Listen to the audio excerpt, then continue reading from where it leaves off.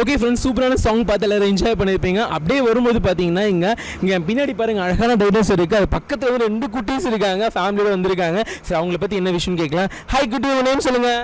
பிருத்திவிராஜ். பிருத்திவிராஜ், என்ன படிக்கிறீங்க? 3rd standard. 3rd ஸ்டாண்டர்டா? Super. உங்கள் நேம் சொல்லுங்கள். பாரத்.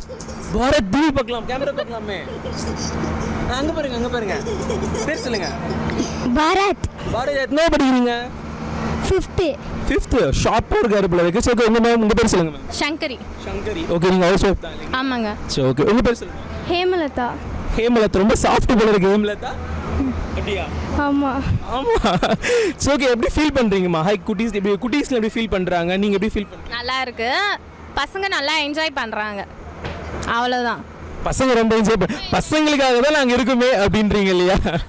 தானேப்பா, வேற எதுக்கோசரம் வர போகிறோம் நாங்கள். இதுக்கு முன்னாடி அது வந்ததில்ல. சரி, ஃபர்ஸ்ட் டைம் வந்தோம் நாங்கள், பசங்க கேட்டாங்களேன்னு. கொஞ்சம் நல்லா இருக்கு, எங்களுக்கு பிடிச்சிருக்கு.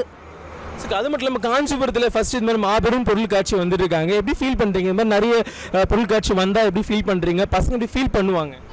இன்னும் நல்லா என்ஜாய் பண்ணுவாங்க, இன்னும் நல்லா தெரிஞ்சுப்பாங்க பசங்க.